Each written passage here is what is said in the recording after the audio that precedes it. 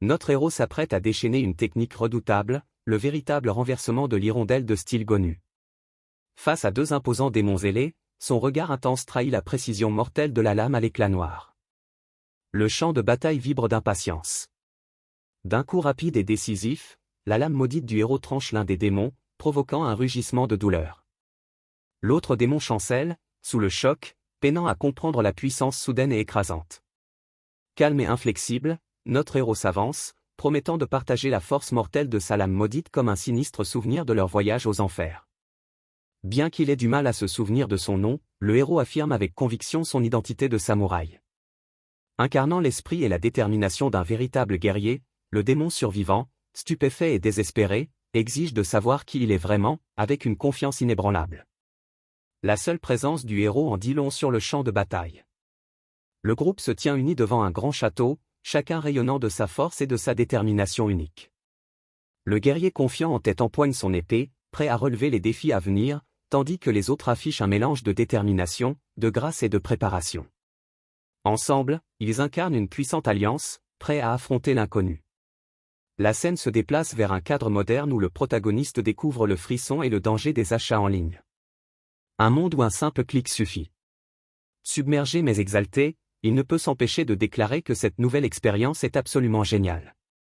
Son enthousiasme est palpable alors qu'il embrasse cette aventure inattendue.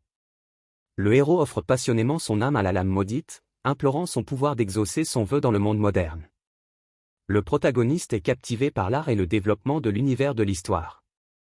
Sentant son fanbois intérieur s'éveiller alors qu'il décide avec empressement d'acheter toute la série. D'un clic, il ajoute tout à son panier, totalement immergé dans cette nouvelle aventure palpitante. Juste au moment où il pense que son achat est terminé, il réalise avec stupeur qu'il a accidentellement acheté la série complète avec un ensemble de répliques d'épées. Pris de panique, il tente frénétiquement d'annuler la commande, mais le système l'informe froidement qu'il est trop tard. Résigné, il décide de l'accepter. Après tout, posséder l'intégrale de la série en vaut la peine, même s'il vérifiera plus attentivement la prochaine fois. Le protagoniste se réveille à la lumière du matin, encore ensommeillé et réalisant qu'il s'est assoupi. Bien qu'il sache qu'il devrait se préparer pour la fac, il décide de se replonger sous les couvertures. Refusant d'affronter la journée pour le moment. Soudain, surpris par un coup matinal à la porte, il se précipite en grommelant contre ce visiteur inattendu. Un livreur se tient là avec 2 lourds colis, confirmant qu'il est à la bonne adresse. Le protagoniste, encore à moitié endormi, accepte les cartons, étonné de la rapidité de la livraison. Toujours sous le choc de cette livraison inattendue, il décide de remettre à plus tard la lecture du manga. Curieux mais prudent, il se demande si les répliques d'épée sont toujours aussi massives et lourdes. Avec un soupir résigné, il commence à déballer l'une des épées, incapable de résister plus longtemps. Bien que le design de l'épée ne corresponde pas à l'image, le protagoniste ne peut s'empêcher de ressentir une certaine exaltation en la dégainant enfin. Malgré ses doutes initiaux, il est complètement captivé, s'imaginant déjà la manier avec enthousiasme. Partagé entre excitation et prudence, il se prépare à frapper, attentif à son environnement. Le regard déterminé, il décide de la tester d'un seul coup. Au moment où il se déplace, l'épée fend l'air avec une vitesse et une force surprenantes, libérant un puissant coup. Le mouvement de l'épée libère une explosion d'énergie inattendue, prenant le protagoniste totalement au dépourvu. Choqué et incapable de garder l'équilibre, il trébuche en arrière, criant d'incrédulité. La force irrésistible le projette dans les airs, sa prise sur l'épée lui échappant dans sa chute, déséquilibré par la puissance colossale de l'arme. Le protagoniste s'écrase au sol, grimaçant de douleur et reprenant son souffle. Il remarque un trou mystérieux apparu à proximité, ce qui le laisse perplexe et l'amène à se demander ce qui vient de se passer. En se retournant, il se retrouve nez à nez avec un groupe de gardes en armure. Leurs expressions mêlent surprise et inquiétude. La tension est palpable tandis qu'ils serrent prudemment leurs lances, incertains de la signification de cette perturbation soudaine. Encore sous le choc, le protagoniste esquisse un sourire nerveux, tentant de masquer sa confusion, et murmure « Hein ». Derrière lui, les gardes restent tendus, leurs yeux fatigués fixés sur lui, incertains de ses véritables intentions. Les gardes annoncent avec enthousiasme l'arrivée du héros, convaincus que le rituel d'invocation a fonctionné et que la légendaire épée sacrée est désormais en sa possession. Pendant ce temps, le protagoniste est complètement perdu, peinant à comprendre leurs paroles concernant l'invocation, les héros et les épées sacrées. il tente de comprendre la situation, se demandant s'il s'agit d'une sorte de rassemblement costumé et pourquoi il a été soudainement téléporté ici. Pendant ce temps, le vieil homme à l'allure royale révèle calmement que ce royaume lui appartient et que le château est son fief. Leur conversation révèle cependant rapidement leur incompréhension totale. Désespéré, le protagoniste réalise qu'ils ne se comprennent même pas. Une jeune femme gracieuse nommée Erika apparaît, s'adressant au vieil homme comme à un père avec une assurance tranquille. Elle suggère que le héros est simplement désorienté par son arrivée. Le héros peine à accepter sa réalité, se pinçant la joue en vain pour se convaincre qu'il ne s'agit que d'un rêve. Saisissant l'épée, il se souvient de la façon dont elle a fendu l'espace lorsqu'il l'a brandie et se demande si ce ne serait pas une lame maudite, capable de le renvoyer chez lui s'il la réutilise. Mêlant espoir et désespoir, il se prépare à tester cette hypothèse. Déterminé, il brandit l'épée une fois de plus, espérant qu'elle le ramènera chez lui tandis que la lame fend l'air. Une lumière vive emplit la pièce et il crie de joie, persuadé que sa libération est enfin proche. Mais soudain, il s'écrase au sol. L'épée lui échappe des mains et la lumière s'éteint, le laissant hébété et toujours prisonnier. Le héros se retrouve dans une pièce inconnue, la panique l'envahissant tandis qu'il se demande s'il a encore commis une erreur. Frustré, il frappe l'épée, déclarant « Ce n'est pas une lame maudite après tout ». Soudain, une voix derrière lui révèle la vérité. Il n'est pas un héros, et l'épée n'est pas magique. Ses espoirs s'effondrent, le forçant à se confronter à la réalité. La princesse apparaît soudainement dans sa chambre, le prenant complètement au dépourvu malgré son choc et sa confusion. Calmement, elle lui demande de raconter son histoire en détail, déplaçant l'attention de cette intrusion inattendue vers la vérité qui se cache derrière son récit. La princesse écoute attentivement l'histoire du héros, son humeur changeant brusquement lorsqu'elle laisse échapper un profond soupir. Surpris par ce changement, il acquiesce nerveusement à son résumé, il n'est pas un véritable héros, mais un imposteur. Sa déclaration abrupte le laisse stupéfait et sans voix. Le protagoniste insiste désespérément sur le fait qu'il n'a jamais été un héros, donc il ne peut pas être un imposteur non plus, mais un malaise grandissant lui dit que quelque chose cloche chez la princesse. Elle révèle froidement la dure vérité. Tout le monde croit qu'il est le véritable héros. Mais s'il découvre qu'il est un imposteur, la peine sera la peine de mort. Choqué, il proteste que la mort est beaucoup trop extrême.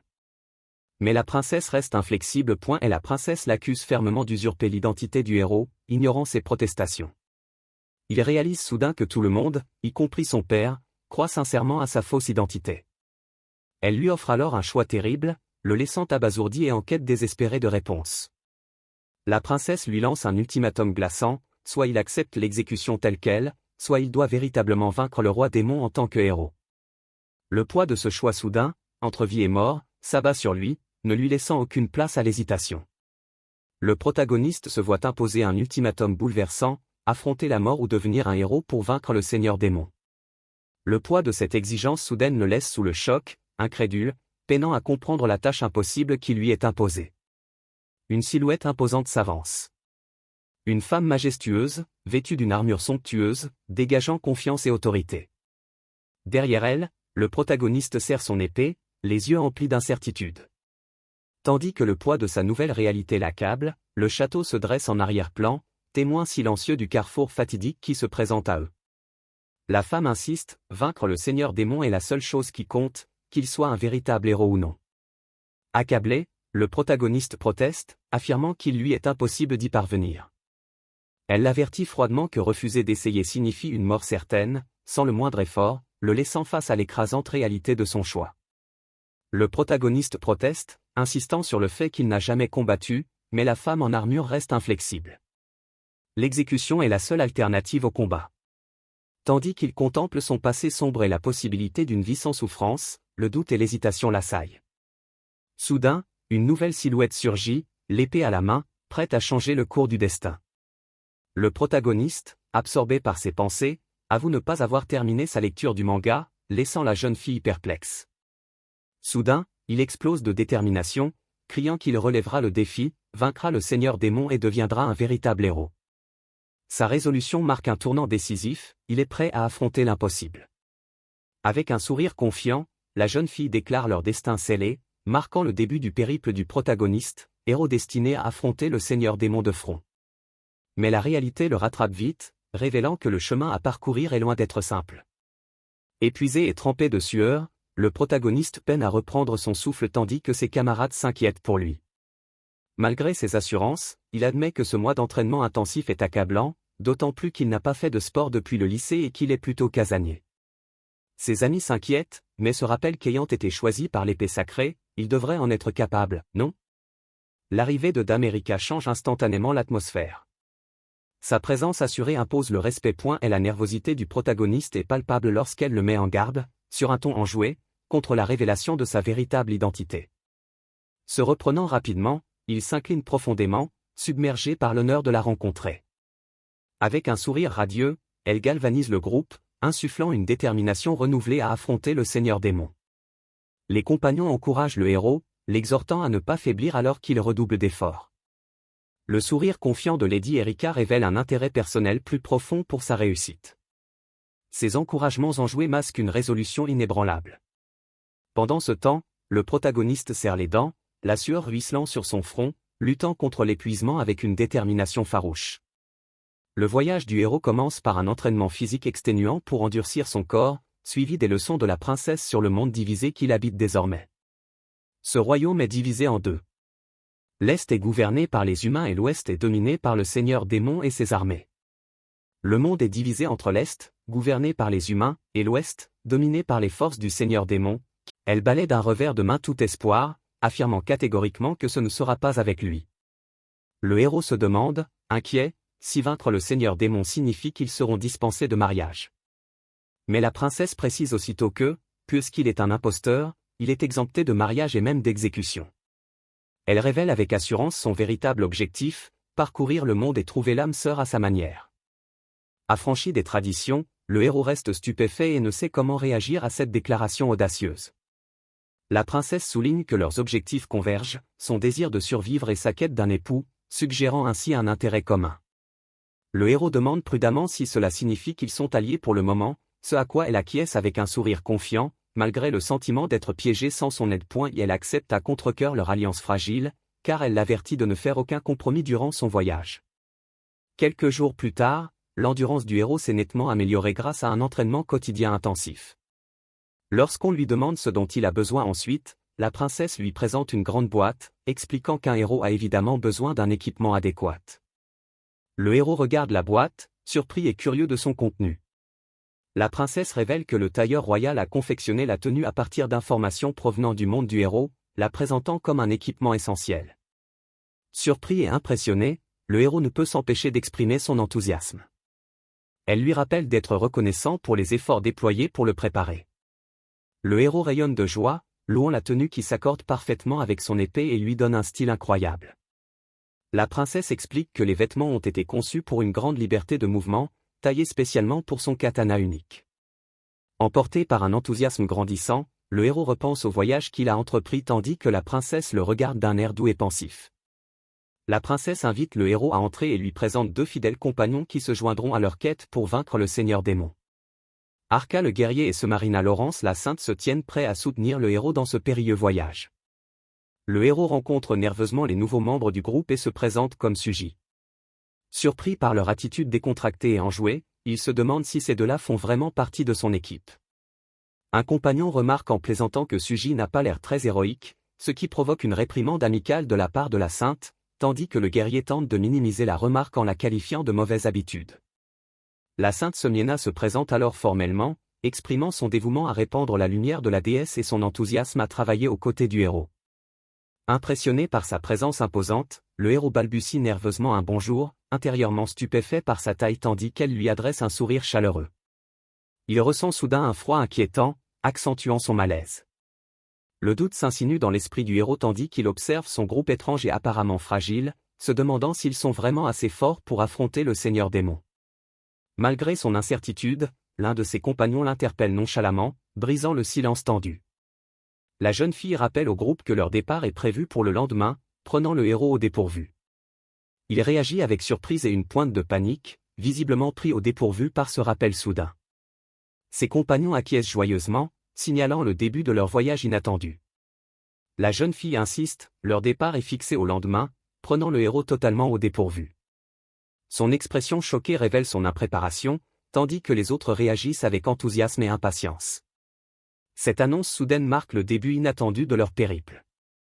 Aux portes du château du royaume d'Itolie, une jeune femme déterminée fait ses adieux à son père, prête à entreprendre son voyage.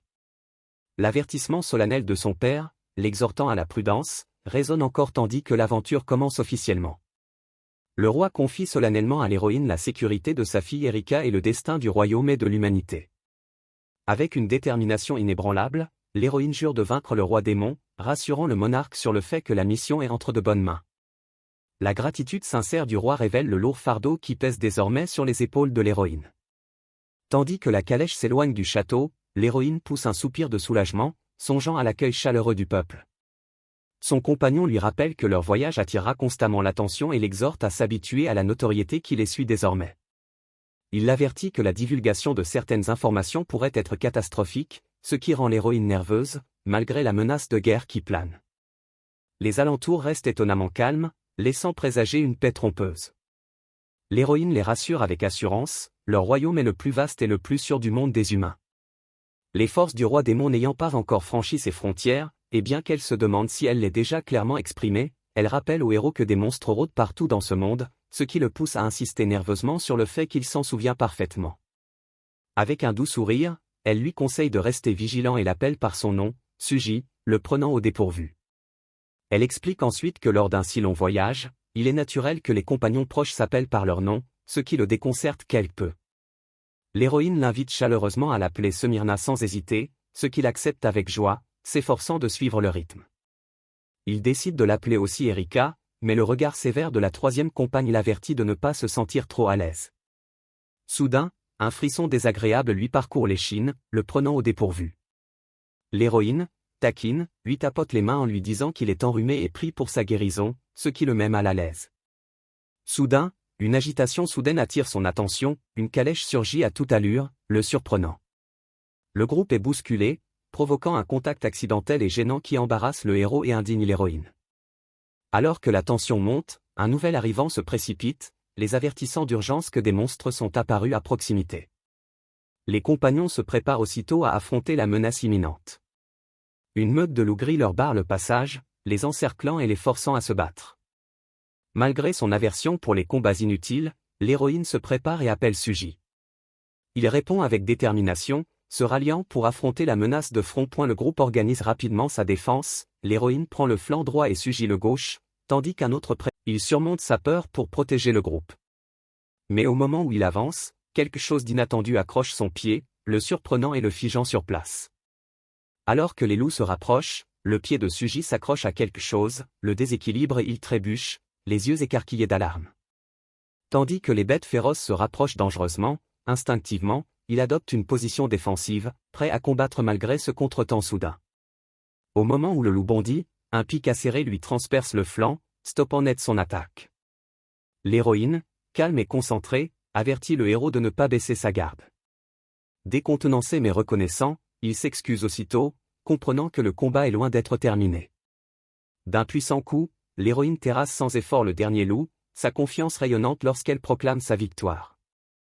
Le groupe pousse un soupir de soulagement, reconnaissant son habileté et sa force malgré sa petite taille. Le protagoniste la regarde avec admiration, réalisant qu'elle est une guerrière redoutable. L'héroïne s'assure rapidement que tout le monde va bien, soulagée d'apprendre qu'ils sont tous indemnes malgré le récent combat.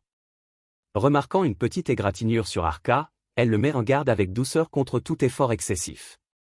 Observant son attention et son calme, le protagoniste comprend qu'elle est une guérisseuse fiable, une véritable sainte pour le groupe. Le groupe célèbre sa victoire âprement disputée par des poignées de main joyeuses, savourant l'instant de triomphe. Mais soudain, un œil sombre et menaçant apparaît, jetant une ombre sur leur joie. Le protagoniste, Suji, est soudain saisi d'un frisson et se met à trembler, alarmant l'héroïne qui lui demande aussitôt si quelque chose ne va pas. Elle l'invite doucement à se reposer et lui propose une boisson chaude. Inquiet de sa soudaine faiblesse, Suji, encore secoué, parvient à murmurer un faible merci en essayant de se ressaisir.